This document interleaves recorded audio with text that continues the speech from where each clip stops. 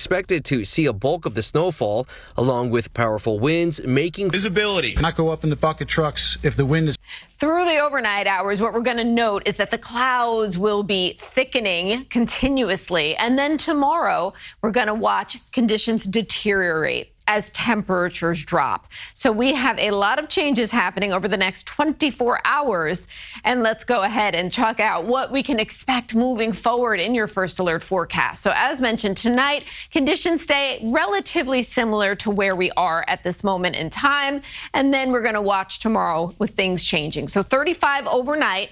Maybe a little bit of wet weather toward daybreak. Then tomorrow, we're going to warm to 37 very early in the day and watch those temperatures drop. Snow and wind will eventually take hold in the tri-state area. Let's break down the forecast for you. First and foremost, as we look at what you can expect from this storm, the latest forecast, 12 to 18 inches for many of us. We're talking about 18 to 24 along the coast. Powerful winds that will gust 40 to 60 miles per hour plus. Coastal flooding, beach erosion expected. What will the impacts be? Dangerous travel. I mean, all of the officials are saying just don't bother going out late tomorrow to Monday. Expect flight delays and cancellations across the entire power. Wet snow to start, more powdery as the event winds down. But the point is, things are going to deteriorate rapidly, and it's going to be a tough storm to get through.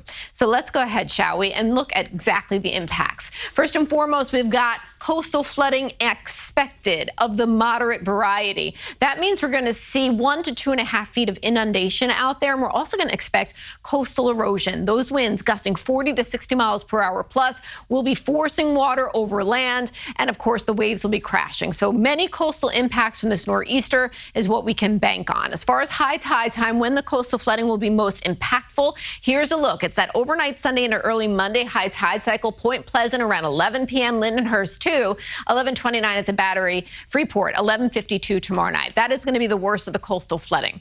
Hour by hour, we'll take you through the forecast. Overnight tonight, again, those cloudy skies are thickening. 6 a.m. tomorrow morning, maybe a little precip, a little rain, a little snow as we move through the day. Maybe a little mixing happening as well. Here we are at noon. Snow is trying to fill in. It's very light at this time. But then we head past sunset. This is when the storm is going to really rapidly intensify, and the storm will deliver heavy rounds of snow, maybe even thunder snow as we approach the midnight hour, and that could produce up to 4 inches of snow per hour. By midnight and beyond, it's still heavy snow out there at times, continuous light to moderate snow early in the day, and then after the noon hour on Monday, the storm system's exiting, winds are settling down, but of course there'll be a lot of cleanup. So this is just one model, what you can expect from snowfall by 5 p.m. tomorrow night. It's 1 inch to maybe 3 inches on the ground. Midnight hour, now we're talking 4 to 8 inches, and then that trend continues. 6 a.m. we're at 10 to 15, and then here you go. By 2 p.m. Monday, it's anywhere from, say, a foot or more of snow across the vast majority of the tri-state area. Certainly, it is going to be messy out there. Total snowfall in the city. These are the ranges out there, but again, we're forecasting 12 to 18 inches. Your first alert 7-day forecast after these two first alert weather days, we are going to warm up into the 40s. The snow will melt more rapidly than with the last storm. As is so often the case before a big storm, Vanessa, was so mild and nice today before it. And we took our son to Central Park Zoo. It was legitimately lovely. And now 36 hours from now, we'll need cross-country skis to do that. Absolutely. Vanessa. Alan Devlin is off tonight. I'm Christine Johnson. And I'm Jessica Moore. This storm will only get stronger tonight and will continue through tomorrow morning. Let's get an idea of what's happening. Everyone. This is going to take us through the here and the now, what's happening. Vanessa, you take it from here. Yeah, the winds could max out beyond the 60-mile-per-hour mark later today, and that's as our storm system intensifies and really becomes that true nor'easter. The center right now off the mid-Atlantic coastline. By morning tomorrow, it's off the east end of Long Island. Let's talk more specifically about what the storm is doing at this point in time. The satellite and radar picture revealing those dark blues and purples Lonnie showed us earlier. And again, just on the northern fringe, no snow there. But a closer look at who's getting the heaviest snow right now. We see those deeper places like Millstone, New Jersey, 1 inch, maybe 1.5 inches per hour snowfall rate there as we look up toward Long Island. We also have some deeper blues, especially there across the South Bay. Brookhaven getting some heavier snow right now. And then where you see the white, that's about a ½ an inch per hour snowfall rate. So across the island, sustained light to moderate snow right now. And then we're going to watch as this incredibly light snow continues to make its way to the north. As far as temperatures go, we're in the low 30s, even some upper 20s. That snow is really sticking now. Temperatures have been coming down through the day. And with regard to the winds, the max wind gusts right now in the city, 32. The Hamptons up to 38. That's where we expect those peak wind gusts to be 60 miles per hour. Possibly as high as 70, and down short, max gusts right now in Toms River of 30 miles per hour. So it is a first alert weather day for us. What can you expect, just to break it all down in large fashion as we make our way through the overnight hours through your Monday as well? This storm system will continue to churn and strengthen, and we do anticipate devolving conditions overnight through tomorrow morning, the worst of it. Power outages, travel tricky, if not totally impossible. We'll have more coming up shortly. Back to you now, Christine and Jessica. Okay, Vanessa, thank you for that. The Jersey Shore is starting to feel the impact of this nor'easter. Blizzard warning signs already posted there. There you saw. Joins us live from Long Beach. Safety is my top priority.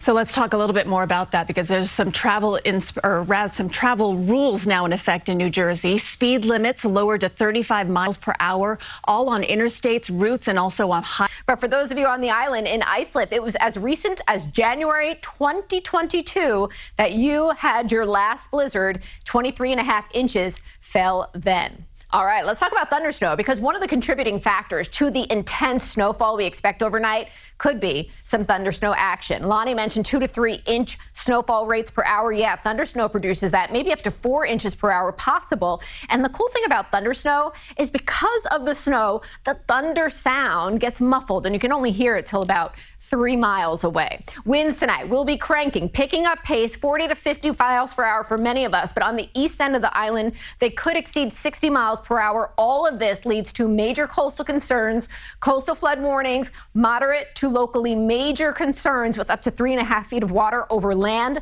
during tonight's high tide cycle, which is around the midnight hour. The storm will get worse before it gets better late tomorrow. Christine, Jessica, back to you. Still ahead, our first alert weather coverage continues. Another live look outside right now, this time in code you see at the bottom of your screen. Thanks for joining us tonight. I'm Jessica Moore. And I'm Christine Johnson. We'll have hourly updates right here on CBS New York during your Sunday evening programming.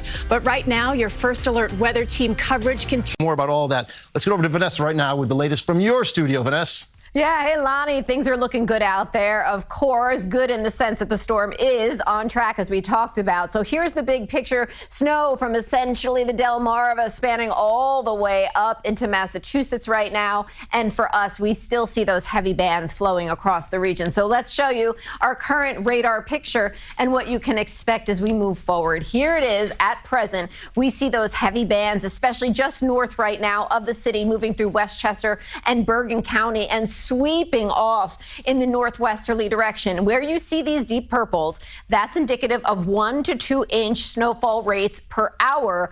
In the white, that's more of a, say, like a ½ an inch per hour rate. So much of the region at this moment in time seeing lighter snow, but these heavy bands will dictate the end tally from our nor'easter. Right now, the center of the storm about 190 miles per hour, 90 miles away. And of course, we're also watching the potential for thunder snow tonight, which could deliver big totals. First alert weather days tonight, tomorrow. More details in your full first alert forecast. Christine and Doug, back to you. All right, Vanessa, thanks very much. Well, we can certainly tell you that the snow is. So we've been out on the roads pretty much all day in New Jersey, and so has our first alert weather tracker. And Naveen Dhaliwal's in the passenger seat. She's been giving us a glimpse at how things are looking, and everyone's supposed to be going 35 miles per hour or below, Naveen. Yeah, well, Doug and Christine, I'm on Interstate 80 in Saddlebrook, and I'm seeing opposite of what... Little wide berth there. I think specifically it's 11 p.m. until 7 a.m. where you have the worst of it. And it's out there as of right now. We just had this strong band right here come through Manhattan. Actually, can we zoom in a little tighter there? Look, they're lined up like aircraft coming in for a landing. Here's a band. There's another band. Now, we've got a strong band right now on top of I-95, anywhere from, say, Fairfield, Connecticut, over towards Stamford, Greenwich. And then you've got this line. This just passed over. All right, there's the GW. Just passed over the GW, and it's now putting heavy snow down anywhere from Terrytown, pushing over towards Patterson. In moments, this is going to make its way into Wyckoff. Wyckoff, right now, you're catching snow coming down at about 3/4 of an inch per hour. This band right here, I know it looks kind of skinny, that's coming down at 2 inches per hour. That will be into your backyard very shortly, so that's how everything is progressing out there. In terms of the storm itself, all right, it's in that sweet spot for us where it's not too close to shore that is bringing in warm air, not too far off shore that we just don't catch the storm itself. But in fact, the sweet spot, it travels right along that northeast path where we continue to get snowfall. If I show that to you one more time, in fact, I'm going to show it to you one more time. Let me bring that back to this map once again. Here we go. Watch this. All right, if we can move forward, guys, there we go. This is your picture right now. Watch this. This is 11, midnight, 1, 2, 3, 4, 5, 6, 7, 8 o'clock in the morning.